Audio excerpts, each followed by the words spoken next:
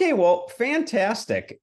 Today we have somebody that I've really been looking forward to talking to for some time, and finally have had a chance to connect. And he played Little Ricky on I Love Lucy. He was also on the Andy Griffith Show as Opie's best friend. And I welcome Keith Thibodeaux. Thank you. Thanks, John. Appreciate it. Yeah, you got it. You got it. It's great to have you on. I really am kind of excited. So I'll tell you what, right out of the gates, why don't you tell me this? What do you remember about your audition for I Love Lucy? Well, I mean, I remember it was a big thing. I mean, it was a big event in my life. My father told me it was going to be a big event. And I was like 5 years old at the time, and I went on the stage there in the Cahuenga Studios at Desilu, stage 9, where they filmed the original series. And Lucy was there, and she looked at me and she told my dad, she said, "Well, he's cute, but what does he do?" And Wow. my dad said, he happens to play the drums. So she said, "Well, there's our drum set over there for our orchestra.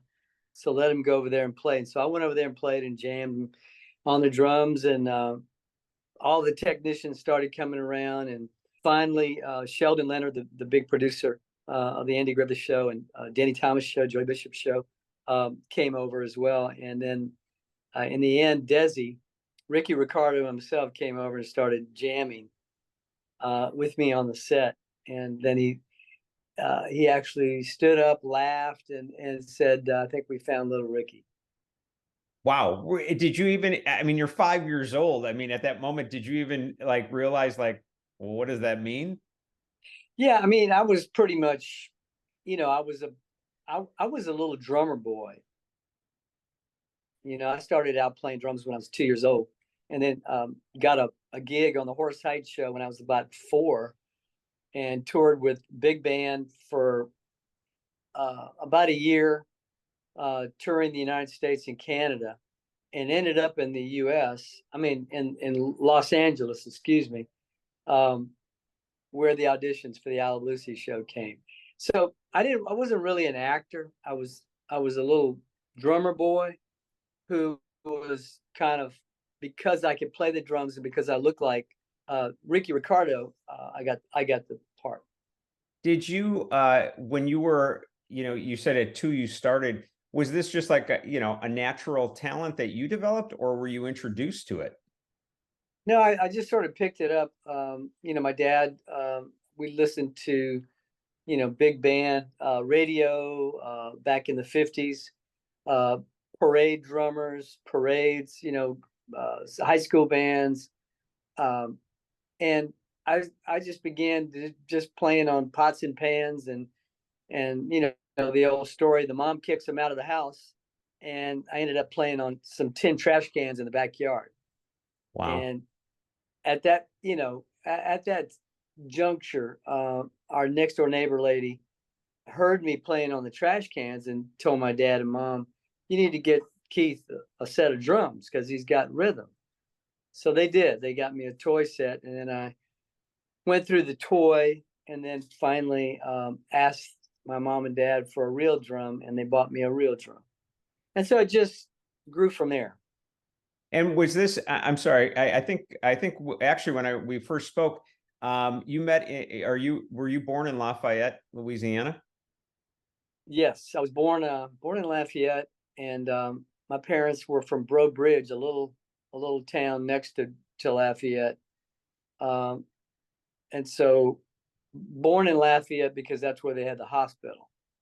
So that's where I was born. Yeah. Okay. I gotcha. So when I realized you were very young, but you were on the show for a while. What were the, what were the cast members like, for real, like offset what was Lucy like to you? Because obviously on the show, you're her son, but what was she like? She's very, very, she treated me like a son. She was very motherly. She told the tech guys, no, absolutely no cursing or cussing around Keith while he's on the set. Very protective, of me in that way. And but they were very professional. Lucy, Desi, Bill and Vivian, the cast were very. So I mean, they came from a long line of, Hollywood movies and B movies and whatnot, and vaudeville and all these other areas that they each came from. And so they were just very normal. Like, this was work. This was like going to work, checking in, punching the clock and going in, and with a good attitude. Were you treated, like in the case of Desi, what was his relationship like with you? I mean, were you guys, would he jam with you a little bit on the side, offset? What was the vibe? Yeah, me and him definitely had a connection with the drums and percussion, and he being from Cuba and me being from Louisiana, South Louisiana, where a lot of French culture is. We were kind of similar in cultures, that European kind of culture. Mm-hmm. So he was a very calming. He could talk to me when I was upset or when I was, kind of scared about something. He just talk to me in the right way. Wow, that's really interesting. There's that one episode where you do Babaloo with him, which is still, I could watch it today and I'm still blown away at the there's a chemistry that you can't just fake between the two of you. Do you remember, were you too young, or do you remember that moment when you did that scene? I do remember that scene, and I remember it was a very pivotal or pointed moment in my Little Ricky days. And because Desi had done Babaloo before, but this was when Little Ricky was born, and then Little Ricky gets to join in on the song as well. So he had his drummer and his orchestra, but I was more adept at playing the regular trap set, the trap drum set, mm-hmm. And he was more percussion, more conga, that kind of thing. So they thought they would give me some lessons from their drummer on the set, and so he kind of gave me a few things to play, and I played them, and he said, "Well, Keith, he's fine. He'll do fine. Let him. He doesn't need any more coaxing or teaching to do this shot." So yeah, so I just kind of followed along and just kind of did a few dance steps and sang a few little highs, Babaloo type things, and that was it. When you say back to him Babaloo, that is like a moment in time that is just wild as an audience member, because you're like, I don't know if it cannot get much more cute than that. I mean, it just can't, Yeah. That a lot of people mention that, and they want me to to sing, about Babaloo and all that when they see me now, but. Hi, I just wanted to let you know about a event that Keith Thibodeaux will be at live. It's on September 8th. It's called the Kids of Desilu Studios, and it's at the Indian Wells Resort Hotel, which is out towards the Palm Springs area. And by the way, this is the hotel that was designed and built by Lucy and Desi in 1957, so it's kind of cool that Keith's going to be there. He'll be answering questions. I will actually be the host, so I'm really looking forward to it, asking Keith more questions. In addition, we're going to have Larry Matthews from the Dick Van Dyke Show there, who played Little Richie. Lassie, Jon Provost will be there. And from My Three Sons, Stanley Livingston will be there, who played Chip. And special guest is Tina Cole, who is also on My Three Sons. So I'll be asking all of them questions. It's just going to be a heck of a lot of fun. And if you say that you are a That's Classic fan, when you call in, they will give you a 2-for-1 ticket on the price of the event. As well, some of the celebrity tables might, if they have an opening, it might apply there too. But what you want to do is mention that to Carolyn Peterson. She's the woman running the event. Her cell number is 949-439-9504, or you can email her at carolyn@nightofdreams.com. That's CAROLYN at NITEOFDREAMS.com. Or you can go to the website too. It's www.nightofdreams.com. Just got to remember, night is NITE. Anyway, I hope to see you there. It's going to be a heck of a lot of fun. September 8th, Indian Wells Hotel. And here we go. Back to the Keith Thibodeaux interview. Enjoy. I later found out that, it wasn't just some kind of a Spanish name like Mamacita or something like that. It's actually the name of a Cuban Santeria voodoo god. And so we were like praying to this, or calling out to this voodoo god, which is ingrained in that culture in Cuba, the Santeria. It's like a mixture of Catholicism and voodoo, actually. So whoa. Yeah. Okay, I didn't see that coming. Okay. Yeah, I didn't either till I found out about it. Very interesting. So what, look, anybody listening to this is going to any I Love Lucy fan is like, oh my gosh, you were there. It's like, the start of television on many levels, that becoming as big as it was. William Frawley obviously had, I had Barry Livingston on and Stanley. I've talked to them both. They had a very special relationship with Bill Frawley. He obviously loved like the kids. He loved like hanging with the kids. What was he like with you? Well, I was a younger child actor than Stanley and Barry. They were a little older when they were on My Three Sons, and so there was a little bit more of a older connection with him and them and Bill. I had a younger connection with him, and we got along great. We would go to the coffee area, donut area in the mornings when we get there on the stage, and he would be there getting his coffee and eating his donuts, and in his gruff kind of Fred way, how's the world treating you today, Keith?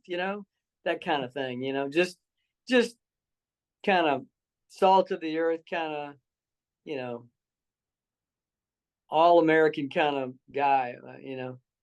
Wow. Old guy. So you never saw any of the whole gruff take that they would say about him, or when you come back from lunch, he might be, kind of done for the day, so to speak? No, because Lucy, excuse me, she kind of kept him in check. He knew that he couldn't be drunk. He knew that he couldn't be cursing, especially when I was around. He could have cursed when I was not there, when I was not in the scene. But as far as cussing and that kind of thing, that was like banned around me. They protected me in that way, and I really appreciate the fact that they did have that protective barrier around me, because Hollywood can be kind of strange from what stories I've heard about kid actors and things that go on with them. Was your dad or mom present when you were on the sets? My father was normally on the set with me. He eventually worked for Desilu Studios in the publicity department under the old actor George Murphy, who took that role as head of public relations for Desilu Studios. So he was mostly on the set with me. My mom stayed home with the rest of the kids. I'm the oldest of 6 kids in my family, so she had her work to do home. Yeah, I got you. Of course, we've got Vivian Vance. You've got Lucy overseeing, protecting you. Well, what was Vivian Vance like then with you? She was very nice and very very normal kind of a lady, everyday kind of a lady on the set. Didn't really have any kind of like attitude about, she was this big actress.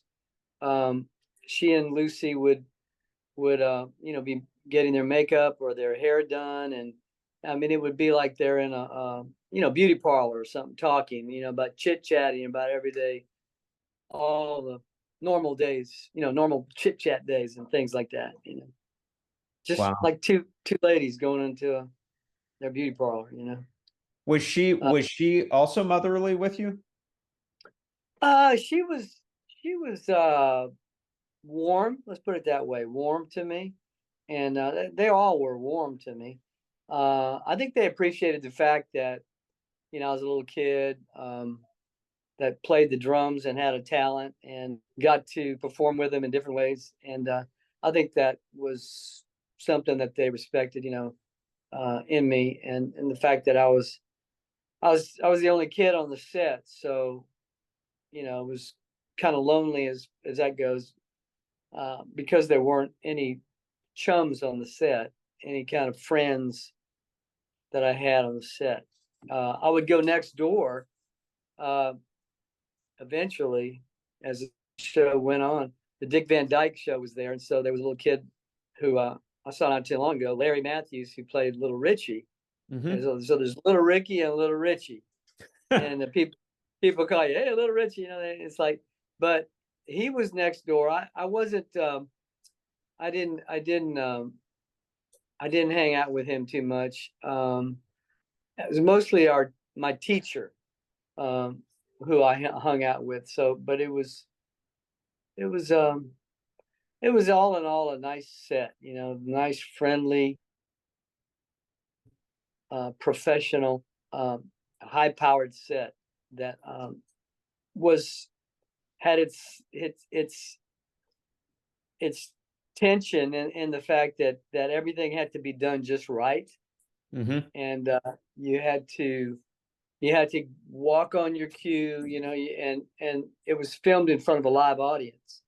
Oh, so yeah. that was a big thing that added to that energy and that spontaneity that sometimes is missing from non-live audience type things. Mm-hmm. Lucy loved the live audience because it kind of reminded her of Broadway. And so she fed off the audience a lot, and the audience's laughter and just that whole dynamic. And so we filmed before a live audience, all the old I Love Lucy shows. But the hour shows, on the other hand, when we did the hour shows, Lucy Desi Comedy Hour, and that format, that was filmed like the Andy Griffith Show, which I did later on, with a one camera, and then you cut, and then you do the other shot, and you do the other shot, instead of like a 3-camera angle that Desi actually came up with for this for the sitcoms, even that they use that whole 3-camera angle thing even today when they do live audiences. Yeah, I don't think people think of Desi as, the I Love Lucy show, but the man was actually a genius behind the scenes. You're absolutely right. He created the 3-camera. He oversaw Desilu Studios with all those different shows, from Hogan's Heroes to whatever. Yep. Unbelievable the effect he had on the business. I agree with you. I had a question about. Oh, go ahead, please. No, go ahead. I was just taking a sip.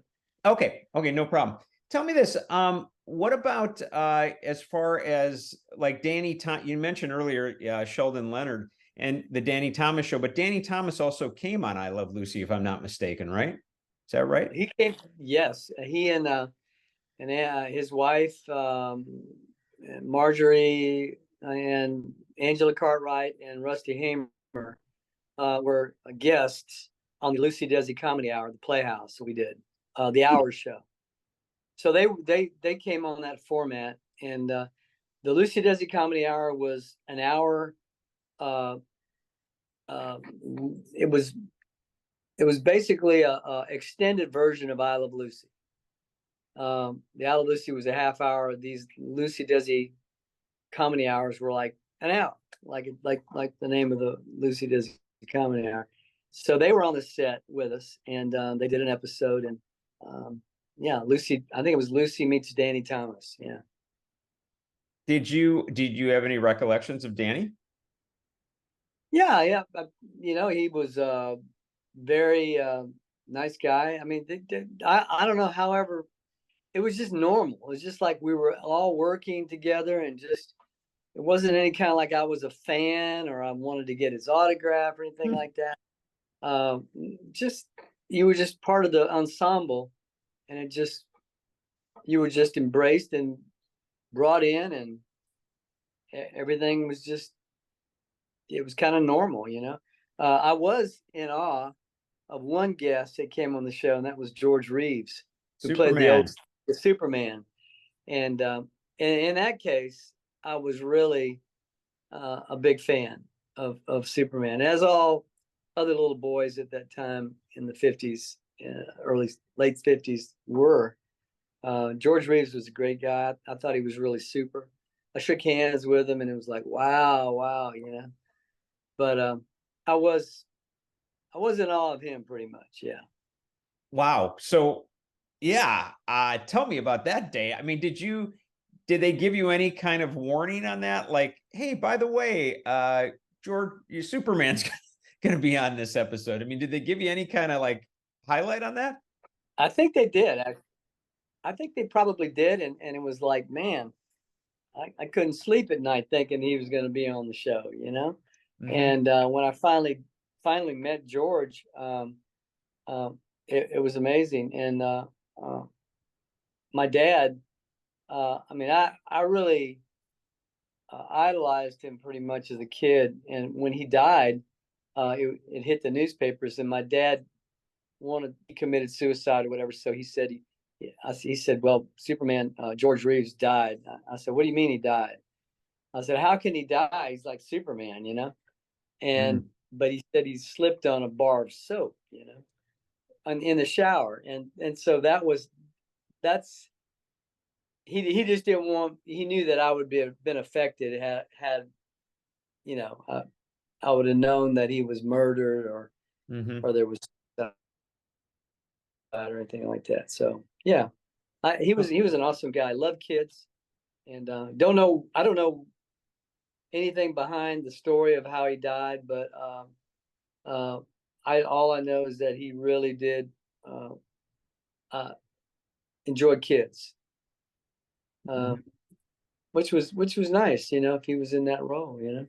Yeah, he had that voice, you know. George Reeves had that voice that it was the voice of Superman. You know what I mean? When you met him, did he sound just like that? Like, you know, he was when I shook hands with him as a kid on the set, knowing he was an actor, but I thought he was really super when he shook hands, and I thought to myself, I said, "Wow, he's really super," you know, in my little kid mind. yeah. But I knew he was an actor too. But I was in total awe and just excited to be around him the whole time of shooting. It was amazing. Yeah, well, I mean, even when he pulled the piano back from the wall in the episode, there's a part where he pulls the piano back. He like just moved it real quick. I mean, we could do it today, you know, but it was more like, wow, he's super. And when he supposedly flew through the kitchen, I could see where he was on a ladder and he just made his way through. But still, it was like, as a kid, there's a part of your mind that you imagine still, you know?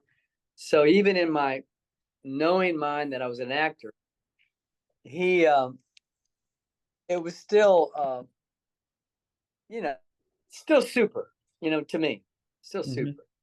Yeah. Yeah. Sorry, I had somebody trying to call me. Sorry. That's okay. Did you by the way, didn't you have like a Superman outfit in that too? Weren't you at one point?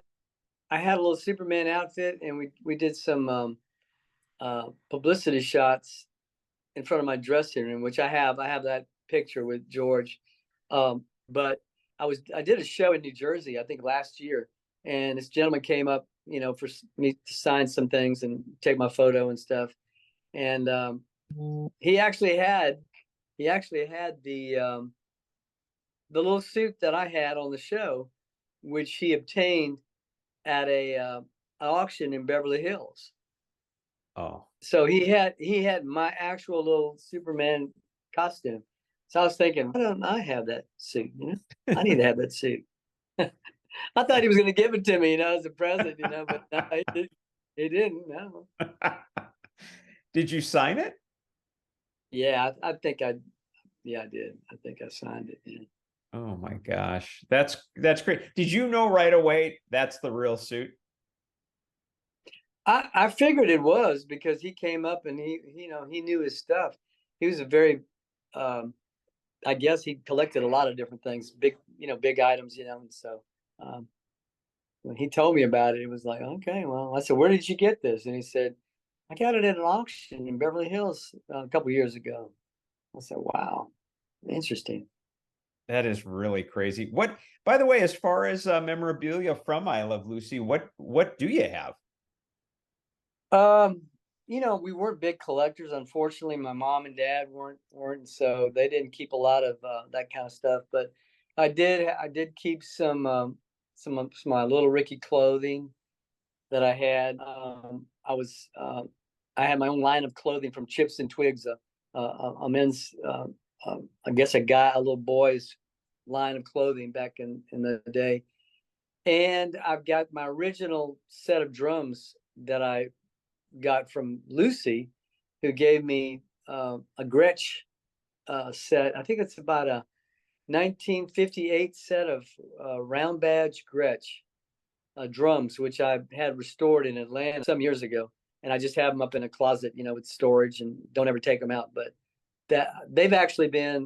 those drums have actually been on display in a museum in San Francisco at the airport, International Airport, and at a museum down in Hollywood at one of the motion picture museum or whatever they have down there, and also Jamestown at Lucy's museum down in Jamestown, New York. Wow. Yeah, Amazing. so I really do. That's something actually that I still have, is that, which is cool. It's extremely cool. So, in regards to Lucy, I mean, I've done quite a bit of research, and it wasn't just like you were just the guy on the set and she was nice to you on the set. It sounds like you were with, Lucy Arnaz and Desi Jr. You were over at the house. They had you over. I mean, honestly, at least I don't want to overstate it, but it kind of feels like you were an extension of the family to me. That's what that's what I felt like, in a way, and that's what they feel like, as well. We literally grew up together. I mean, I met him when I was like probably 5 years old. So,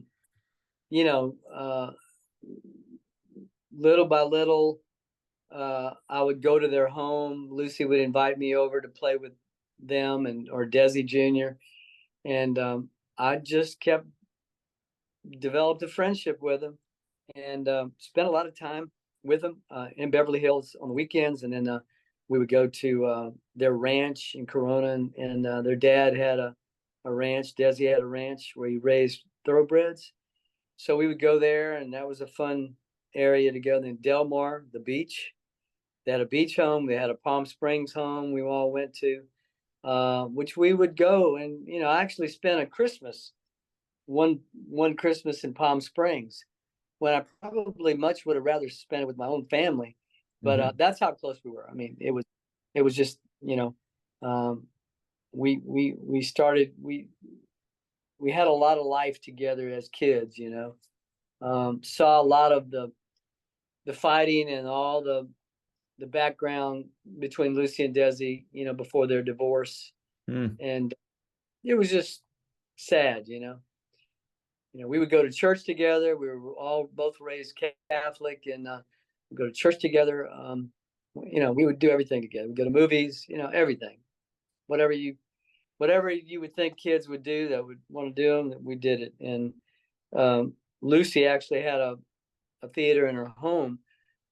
She had the screen that came down from the ceiling, all that stuff. And back in the day, which is a big deal. And so we would see, like,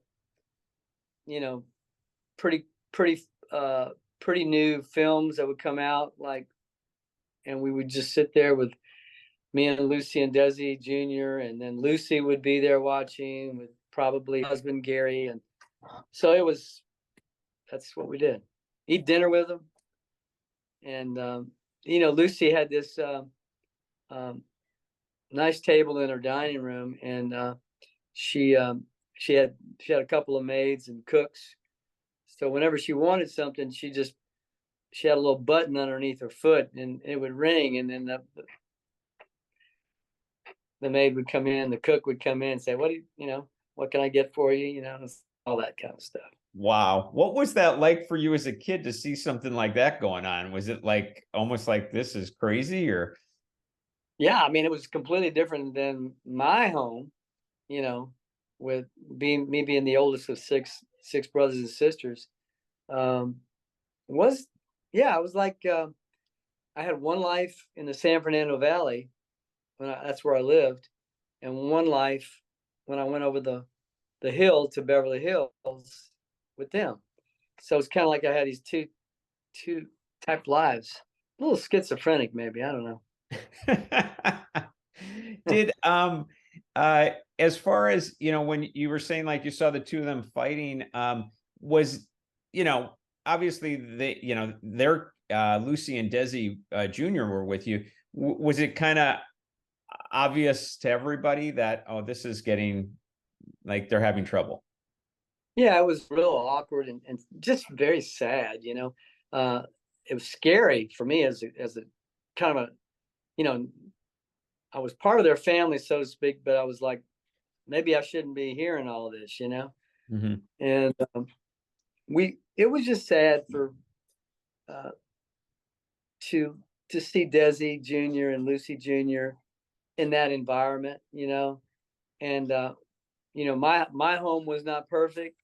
My dad and mom ended up getting separated and divorced, but it was really nothing quite like Lucy and Desi and their rage and anger and stuff, Mm-hmm. pretty scary, Desi's alcoholism probably contributed to some of that, and they were both high-strung people, very intense people. Mm-hmm. So it was volatile, but all in all, you could tell they loved each other, and they had a passion for one another that continued till they died. I mean, it was even when they married other people, Mm-hmm. Whenever they were gathered together again, where they would all be together again, you could feel that same intensity between them, that they were husband and wife, and they loved each other, Yeah, they did. They both. You're absolutely right. Everything I've read about it, anything I've ever seen, they both had that fury, and yeah, that's just it goes both ways. It's passionate in love, and passionate in on the other side too. Everything. Yeah. Did when was the last time you saw Desi, by the way? I saw him at Desi Jr.'s wedding to Linda Purl. Oh, they were married in LA, decades ago, whatever. And but that's the last time I saw Desi. And the last time I saw Lucy was at Desi's funeral, which was held in Del Mar, California. And that was the last time I saw her. After the funeral, we went over to Desi's home, which he had on the beach, and I think they had a reception there or something like that. Everybody was there. Danny Thomas came to the funeral and people like that. Did you how long had that been since you had seen Lucy at that point? I had seen Lucy actually some years before, when actually it happened that my sister lived in California, and she said she wanted to go and see Lucy's house. So I said, okay. And my wife and daughter, who was 3 years old, was with us too. So I was doing a concert with my band David and the Giants in Orange County, the Christian band David and the Giants. And I said, okay, we'll go over there. And so I showed them the house, and they said, "Well, you should go in." I said, "Oh, I don't want to go in.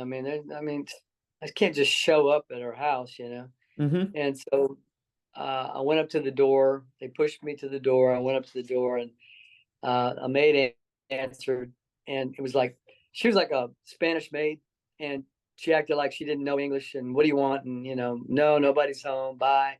So I went back into the car, and they made me go up again and say who I was.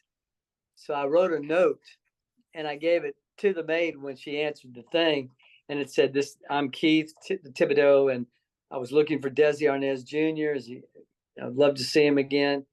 And so she brought the note back in and closed the door, and we were leaving. And there was a tour bus outside with a bunch of people, and they were all getting down and looking around. And finally, Lucy comes running out of her home, waving frantically, like, "Come back in, come back in." Oh my gosh. And and so like we drove back up, and one of the fans knocked on my window and like frantically and said, "Who are you?" And I said, "Little Ricky." And they said, "Little Ricky." And there's Lucy, and because they saw Lucy, you know, like, and they couldn't believe it. And so we dashed in the house, all of us, you know. I said, "Hurry up, let's go in the house." And then Lucy, as dramatic as she is, she didn't meet me at the door. She met me at the stairwell in the middle of the house with her arms wide open. Like I had to make this big walk, you know, and to come into her. I mean, it was so dramatic, but that's the way she was. That's the way she was. And we spent about an hour there, and it was her birthday, which I didn't know. And she was by herself, and she said, "I've been hearing some great things about you, Keith, you know, and I'm just proud of what you're doing," and that kind of thing, you know. Wow. Did that you know, when you did have that moment with her, did it, you know, did it feel pretty heartfelt for you, having been a while since you'd seen her? Oh yeah, I mean, I was just a beautiful thing for my wife, you know, to be introduced to her and to get to sit there and talk with Lucy for an hour in her home. And our little girl, Tara, who was 3 years, well, she must have been 4 or 5. I don't know, maybe she's 4 or 5. Mm-hmm. But she was talking, you know, a mile a minute. And she had about, she was just kept on talking. And she told Lucy, "You don't look like you do on the show," or something. And Lucy said, "This child must have a vocabulary of 200 words." And so she was impressed with Tara, but it was really nice. And, you know, it was a nice moment. It was one of those surreal moments that, you know, you get to have. And you know, Lucy's alone on her birthday, you know, and nobody's there. And, you know, it was just nice.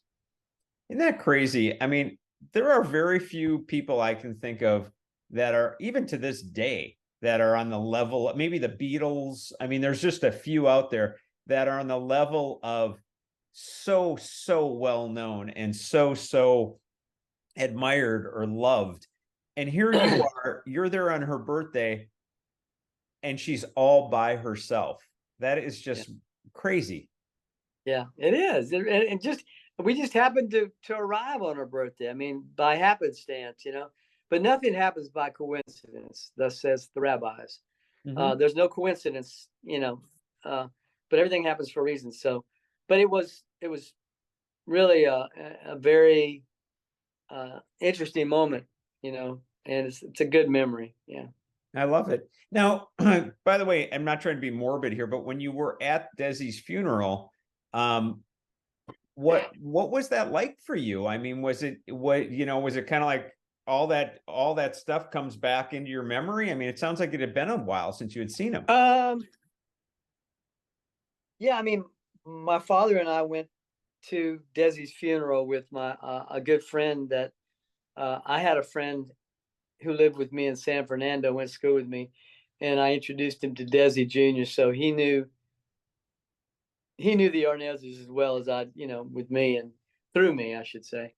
And so we were there, and it was just, I don't know, I didn't think much of it. It was just kind of like, it was just, I was just there, you know? Mm-hmm. And, you know, of course, Lucy loved seeing me there. And, you know, I saw Dino Martin Jr. Yeah. He was there. Billy, of Dino, Desi, and Billy, Mhm. Desi's pop group, Desi Jr.'s pop group. Of course, Desi was there, and little Lucy. And it was just, you know, I didn't really have much. You know, Danny Thomas was in the back pew, you know, of the church. Mhm. And I think Desi had a cremation, so it wasn't any kind of, you know. But Lucy was in tears, of course. It you know, when Mhm. he died, she was upset in that way. I got you. I got you. By the way, you know, this is something just I'm curious, what was a typical day on the set of I Love Lucy like for you as a kid? Like what, you know, I've talked to other child actors and, you know, they might do their scene and then they're playing or they have school. What was your typical day like?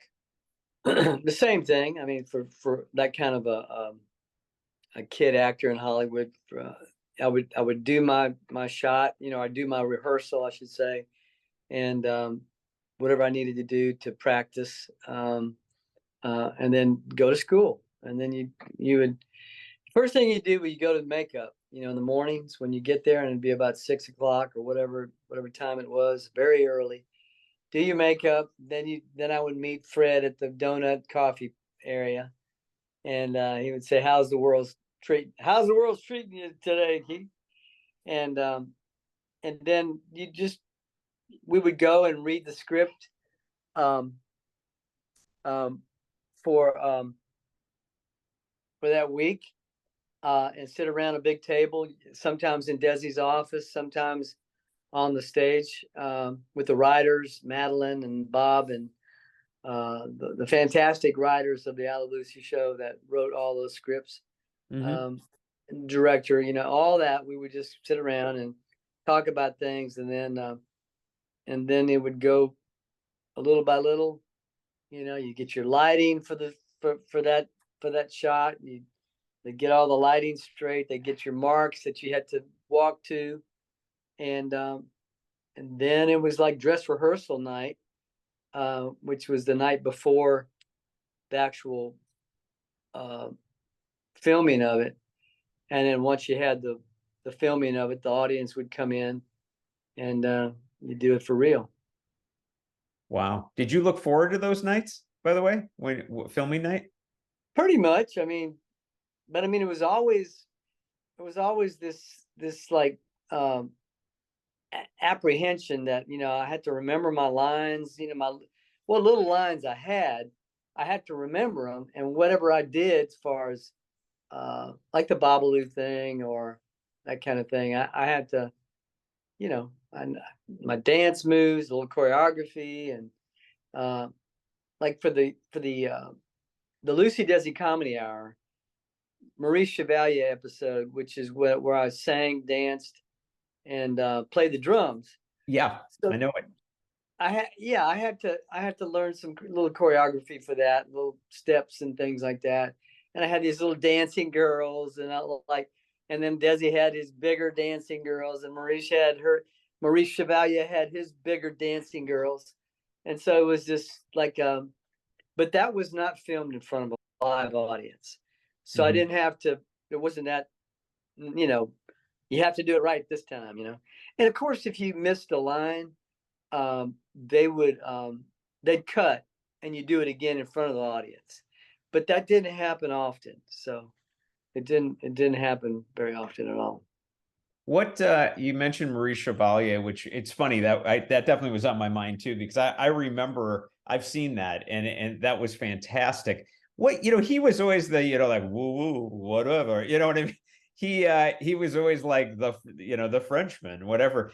Yeah. Incredible actor. But what was he like with you know, you're a kid. It's so funny. My brain doesn't think of Maurice Chevalier and then dealing with kids. How was he with you? He was just a warm guy, a warm gentleman, who had a, you know, was from France, and I kind of took to him because my name was French and his name was French. And so we were of the same sort of lineage, I guess you want to call it, back way generations. But I just kind of looked at it like that. And he knew my name was Thibodeaux, so it was, that was Thibodeaux. It's like Mm-hmm. it was cool. He was really, really a nice guy, professional. I mean, that seems to be the only word I could say about the whole set. Very professional, very, very matter-of-factly professional. And I love it. I love talented. it. What now? Another thing I had read is that your name was changed to Richard Keith. Why? Because Desi didn't think that people could pronounce Thibodeaux. I mean, it looks like Thibodeaux or Thibod. It's such a, But nowadays people can, being more global minded. It's like everybody. It's a little bit more understandable. But he changed it to Richard Keith. I guess because my character was Ricky and my part of my name was Keith, so he thought that would be a good deal. But it has caused me trouble with people thinking I'm Keith Richards. So that's somebody actually introduced me as Keith Richards one time, and I said, no, I am not in the Rolling Stones. I'm sorry. Sorry for the disappointment. Sorry, that's pretty darn funny. So the other thing, by the way, you actually played in the Desi Jr. band, right? Well, Dino, Desi, and Billy had a little pop group, and right when they began to get known, they were invited to a big director's party up in Truesdale Estates, which is very, very cool place in Beverly Hills. A lot of money up there. And so there was like a director's house or something like that. And he had his private party there, and there was all these people there. So Desi Jr. had an accident on his surfboard and damaged his head,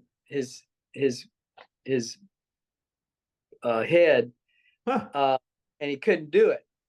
And so he asked me if I would fill in for him because they had this little party booked. And so I said, sure. And so I would have, in order to do it, I would have to spend the night at Dean Martin's house with Dino and Billy, and eat with him. And so I did all that and I ate with him, and there was Dean Martin at the table. But I spent the night at Dean Martin's house one night and played with the band actually, and played the whole gig with them. I think we ate like Kentucky Fried Chicken, which was just coming out, and then we had buckets of that out over there, and it was crazy. But I don't know if that was Freddie DeCordova's house, the director. I don't know if it was his place or not, because he lived in Truesdale Estates. But it was a famous director, and so yeah, I actually played with Dino, Desi, and Billy. Without Desi, I was Desi. That is really wild. Well, by the way, a couple things. If it is Fred DeCordova, I got to tell you, go check out. I actually learned this through Stanley Livingston. You'll really enjoy this. It's a look up online. Go to Fred DeCordova Vanity Fair for the article. But you will be blown away, I guarantee you, on what, if you find, unless you've already heard this, on what actually happened to Fred and his wife in their later years. I'm telling you, Keith, it's quite a story. Wow. I think I actually saw some of that interview, and I did, because you told me about it, and yeah, he, I think he ended up with his maid, living with their maid in Mexico or something like that. That is correct. He ended up at the Hollywood, the home for like Hollywood stars or whatever. I can't think of the proper name right now. That's over in Woodland Hills, California. But she ended up That's correct. The wife living with the maid in Mexico in a home that was almost a duplicate of theirs. So it was pretty crazy. But I know that's such a wild story. I know. yeah, it's a crazy one. Now, the other thing is you're with Dean Martin, and Dino, by the way, Dino Martin. What was Dean Martin like sitting at home? You're sitting there at his table. He was very, very laid back, cool man, just kind of, like you would think he was, he had kind of exuded that Hollywood star vibe, I should say. And, I think Lucy and Desi were generous, but they weren't overly giving their kids everything in the world. Mm-hmm. Whereas Dean Martin did everything like that. He would give Dino Martin, when he was like 13 years old, he had a Triumph motorcycle for his backyard, and he had an actual shooting range next to his bedroom in his home. Oh my so God. He had a private with guns, with real live guns. I mean, it was like, that's the kind of, he kind of gave him a lot, in that way. As a kid, you would think, wow, this is so cool, but Dino was, he went to school with Desi Jr. and Billy, and that's how they started the group. But he was very athletic. He was, I remember when he was a pitcher for a baseball team, and when he played Little League and that kind of thing. And, we would hang out sometimes at parties that we had at Lucy's house. And there would be a lot of different children of Hollywood actors, that were there. People like Mia Farrow, Tina Farrow, I think is her sister. And she was there. And Hal Roach, the big producer, his daughter Kathy Roach would come over and hang out, and as kids we were all like, and what else? McDonald Carey's daughter, we were good friends with, and we'd go to the beach with her and hang out in Beverly Hills, and do kid stuff and hang out at UCLA and go bowling and go to the fair at UCLA and that kind of stuff, Isn't that crazy? It's so crazy. I think it's so hard for somebody that's on the outside to like think, wow, like the access that you would have at that stage of your life, just, that's wild. I know that, I've read quite a bit on Dean Martin too. And I know that when Dino did pass, that was quite hard on him. They said he never really recovered from his death. So that was, Desi Jr. took that hard, when Dino died, in that plane accident. In fact, I actually,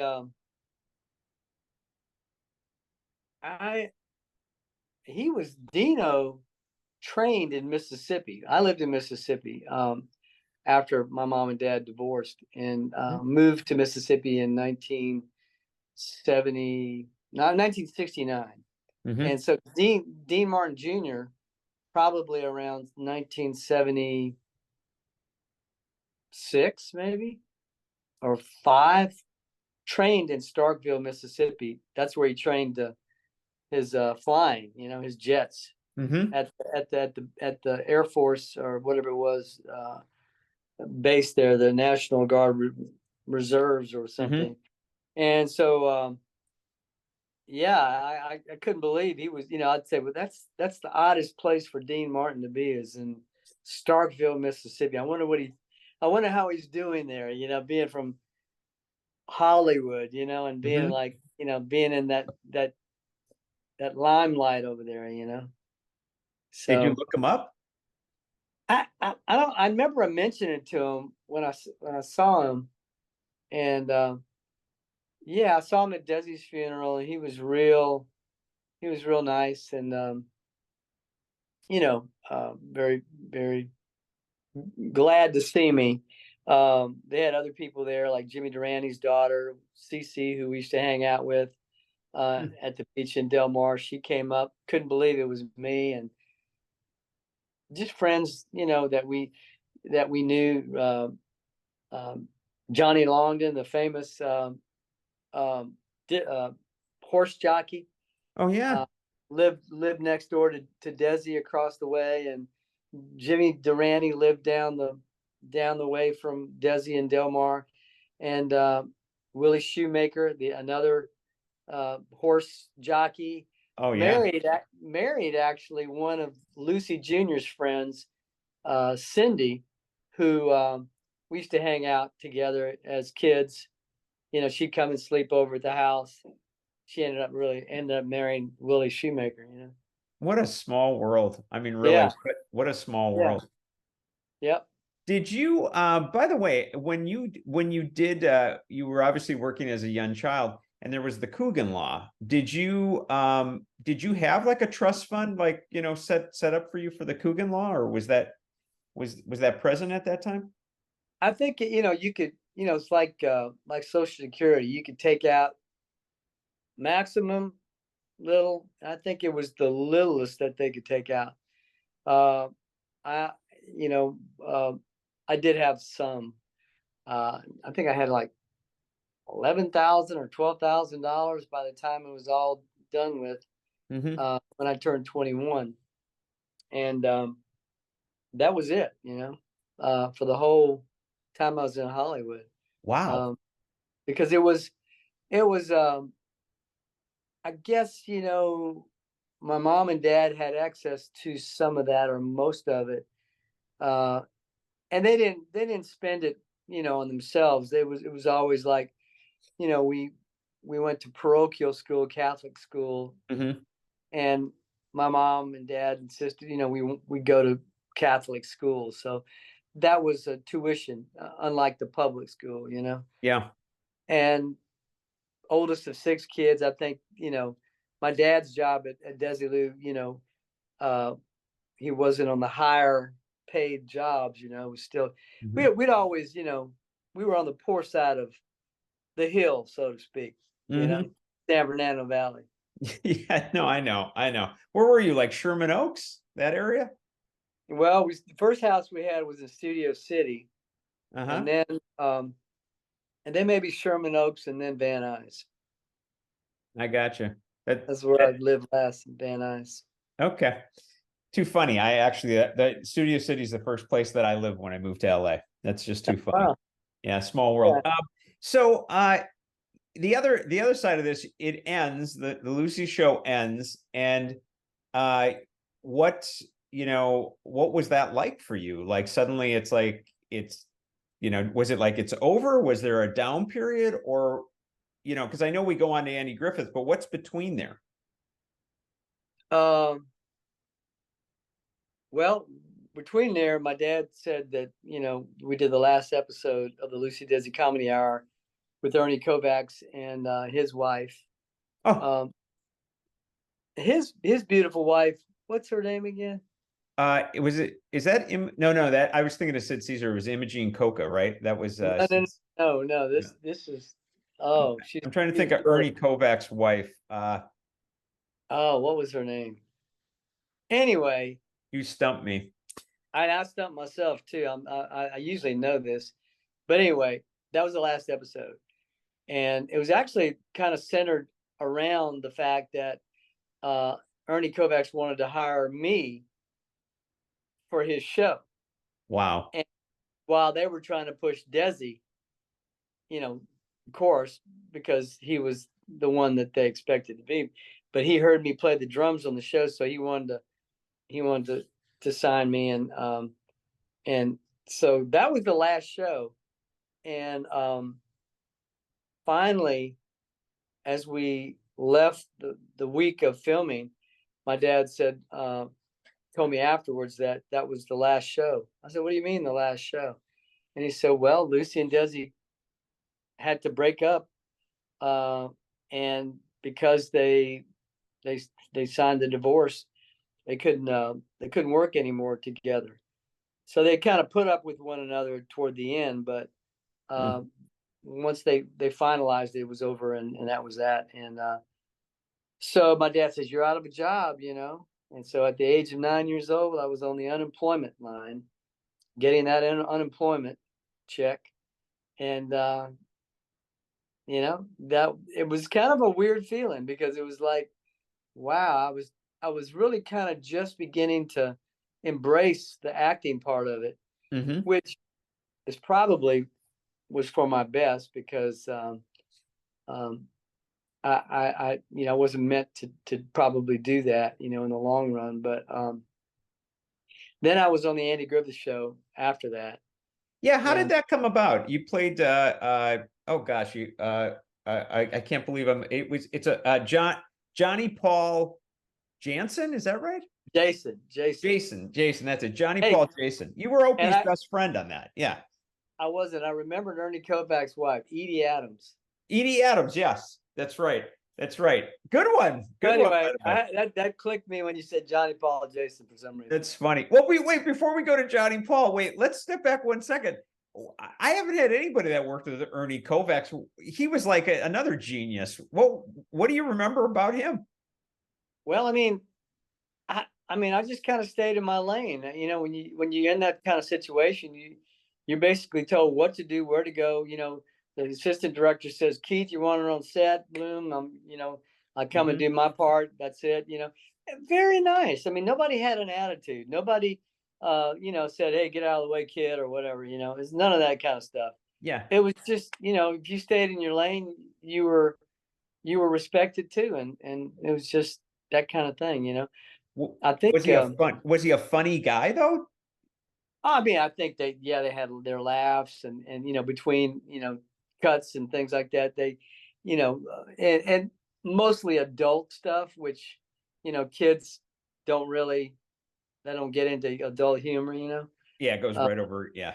Yeah, a physical comedy, you know, kids do, but not that kind of, if it's sexual content or it's any kind of that kind of stuff. And you hear people laugh about things and you go, what's so funny about that? You know, and they would laugh about it. Yeah. All right, let's talk about your what was your audition, or how did that all come about that you played Opie's best friend? Just went over to the casting place at Desilu in Cahuenga, and I was still under contract for Desilu, and so I think that helped me get in to that role. And it wasn't, you know, it was really a bit part, and but I was on about 13 episodes as the character Johnny Paul Jason, who was supposed to be Opie's best friend. Yeah. And it was a fun experience. So much. I mean, I was from the South. I'm from Louisiana.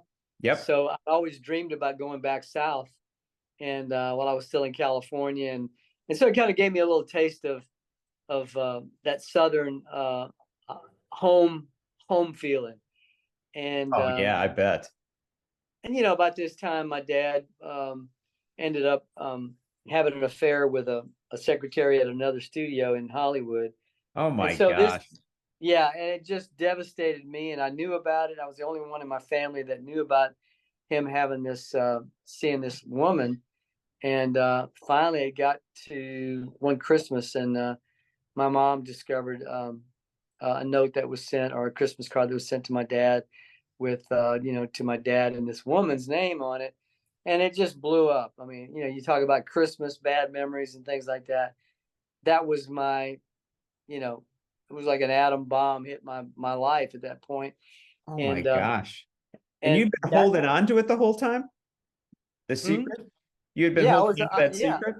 I was. I couldn't really tell anybody. I told my best friend, Danny, who came to Desi's funeral I was telling you about. Yeah. But nobody knew about it. Nobody knew that, well, he knew about my, when my dad and mom divorced, I didn't tell anybody. It was like a big secret, because back in those days, that wasn't something you trumpeted to everybody. No.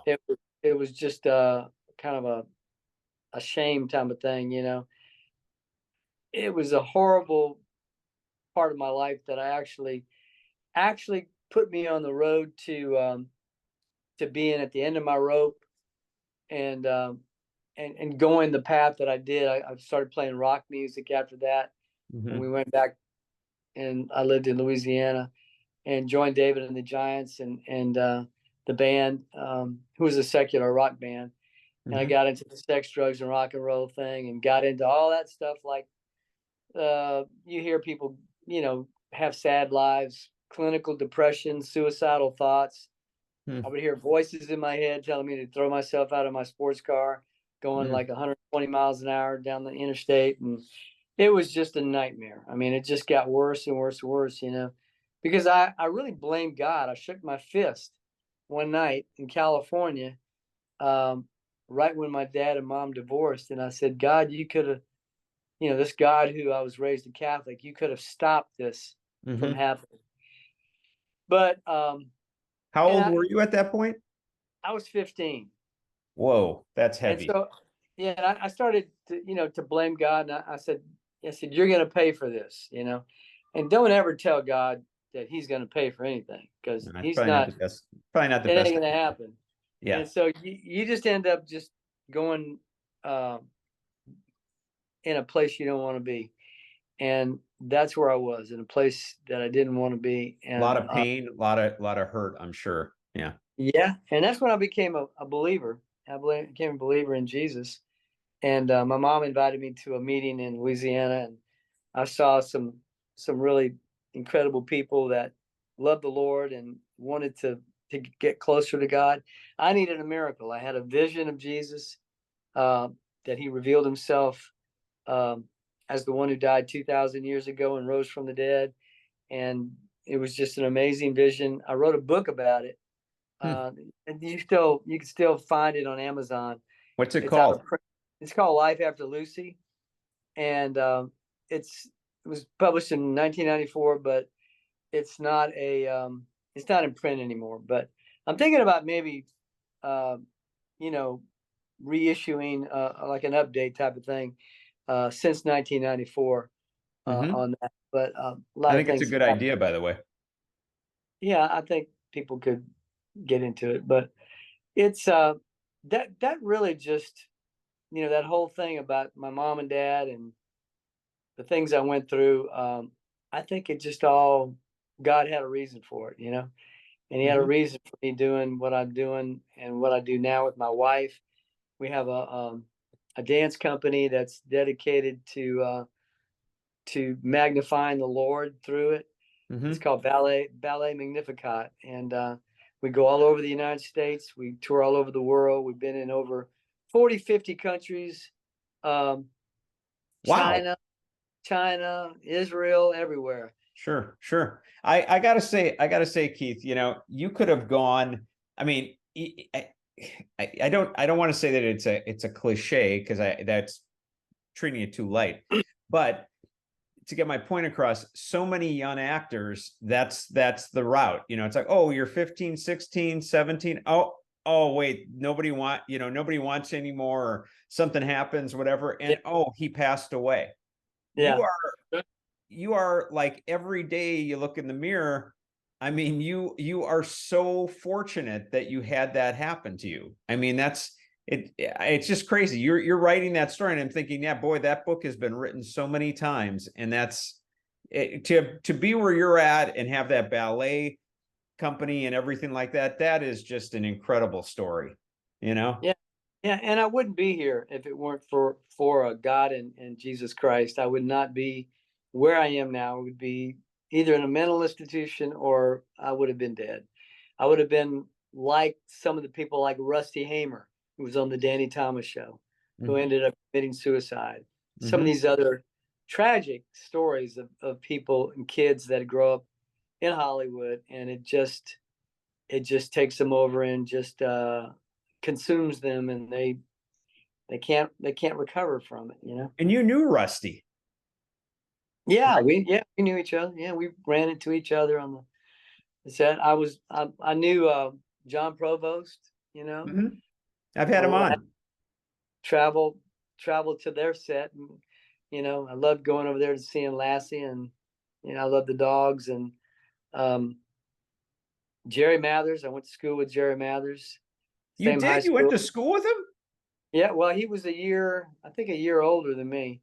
But yeah, I would see him in the halls. We'd pass each other. Hey, how's it going? But that's it, you know. It Oh, was, that's it was, crazy. yeah. Went to school with Angela too, actually. She came to grade school with me, Angela Cartwright. Mm-hmm. And so she was younger than I was, but it was just, you know, back in those days, people, you go to school and, you know, so what if you're an actor? I mean, it was just kind of like just a kid, you know, just like everybody else, you know. Wow. That's how they treated you. Some kids weren't treated like that. You know, I heard Larry Matthews, he was telling me about the kid who played Little Richie on Dick Van Dyke. Yeah. He was telling me that when they found out he was on the Dick Van Dyke Show and he was Little Richie, they made fun of him, and it was just kind of this bullying kind of thing with him. And Mm-hmm. I just never really experienced that part of it, because that was like I couldn't connect with that, because that wasn't my experience, you know. Well, that's a good thing that it wasn't. Yeah. Every single one of those people you mentioned has been on my show. Angela Cartwright was on, Jon Provost was on. I'm trying to, Jerry was on as well. It's just so funny that you would all be interconnected. And by the way, I love every one of them. We're all great, and you know, I've gotten to know some a little better, and just good people. You know, they're all success stories themselves, just like yourself. So yeah. So look, I know we're getting in there, but if I don't ask you more about the Andy Griffith Show, I will have so many of my subscribers ticked off, I can't even tell you. So just tell me, what was it like to work with Andy? What was it like to work with Don? What were their personalities like? Very, very laid back, totally different than the I Love Lucy show, or totally different than Lucy and Desi. They were Southern, born in the South. They were came from a different culture, a different background. Just, I mean, Andy would he would be in the makeup department, strumming his guitar, singing old gospel songs, men playing checkers and chess back there, and Don would crack us up, you know, with his lines as a kid. You know, we would really, it was so fun. Me and Ron would go to the commissary at Cahuenga, and of course, Dick Van Dyke, Mary Tyler Moore would be in the next booth. We'd be eating our hamburger, and they'd be in the next booth. And me and Ron would hang out together. He would actually write, or ask the writers in the show to write me in a part so he could play with me. We were good friends when we were on the show, and he liked me. In fact, we both shared the same teacher, Catherine Barton, who was my teacher on the I Love Lucy show. When I Love Lucy show ended, she went to the Andy Griffith Show and started teaching Ron. And Wow. So she told Ron a little bit about me before, and when I came on the show as Johnny Paul, you know, he kind of knew a little bit about me already and was excited to hang out with me. What kind of stuff did you guys do? Like you and Ron, like his two kids running around that studio, basically. What kind of stuff would you get to do?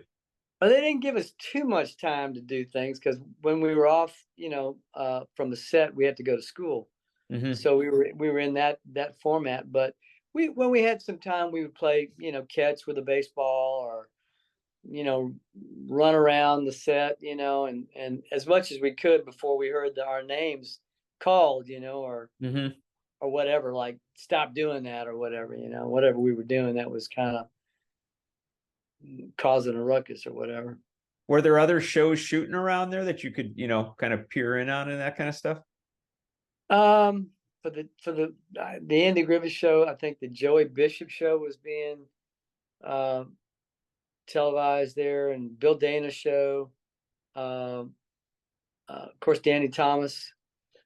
He did some later shows there, but yeah, you know, I would see Danny Thomas, getting a massage by one of his. He had this big, you know, burly looking guy that would be his masseuse, and he, you know, see him getting a massage in his massage table, you know, and all this stuff. It was just a interesting place. Wow. Good Hey, studio. I saw that you played with your band at Mayberry Fest. I think it's Mayberry Days. Am I right on that? Mayberry Days? Mayberry Days Fest. Yeah, it's Yeah. a festival. My Ronnie Shell, who was also on Andy Griffith, his son and I were very close, and Ronnie's been on the show too. And Greg actually goes there and he shoots it, a lot of stuff. So I know about me. I have not personally been, but I know a lot about it, having been there. So I know you played. Am I correct on that? Just Yeah, we played. We actually played a concert at the Andy Griffith Playhouse, Mm-hmm. and it was a really nice event, you know. And I'm there as Johnny Paul Jason, so it was kind of cool that I was able to be there playing the drums as well. So They must have loved you that you were there. I mean, that must have been incredible. Well, you know, once you're you know, being Johnny Paul, I mean, if you just showed up on camera one time, you're part of the Mayberry citizen. You know, you'll forever be recognized in that way with Mayberry fans. But they loved the concert. It was a special night. God was really there, and Andy Griffith's daughter actually was there. Dixie Griffith was there. She came. I invited her to come, and gosh, I mean, it was just cool, you know. Was Karen Knotts there? Karen Knotts was at the event. She was not able to come to the concert, but I know Karen, and she's a nice lady, and you know, we talk a lot when we're there, and I think she had another event going on during that time, so that was the problem. I got you. Well, I'll tell you, it's wild how they always say 6 degrees of separation, and believe me, I can feel it with you. My last question, and honestly, it just kind of came to me, is Aunt B, who, you know, Andy Griffith fans are going to kill me for Frances. I just blanked out. Bavier. Thank you. Frances Bavier. What was she like to be around as a kid? Well, we didn't see much of her a lot. I mean, whenever she came in, she just came in to do her shoot, and that was it. And then she went back to her dressing room. So she was kind of a stay to herself kind of person. Gotcha. For the most part. I mean, around my time there. Yeah, no, I understand that. There's been definitely different stories that, yeah, she kind of kept to herself as well. So, well, listen, the only other thing I was curious about is you mentioned in an interview I saw, you said, look, I went back to California with my wife at one point. Do you know what that was all about or whatever? When we first were married, I had a call into Desi Jr. And at this time he was an actor. Mm-hmm. He was kind of up and coming actor doing The Wedding and some other movies like that. And so I called him and I said, you know, hey, let's start a band, you know. And it was kind of like just an odd moment for me to call him, and but he said, yeah, come on in, you know, come on, and we'll do something, you know, whatever, that'd be cool. And so I went, and I have an uncle, an aunt that lived in California in Orange County, and so my wife and I stayed with them, and so that was a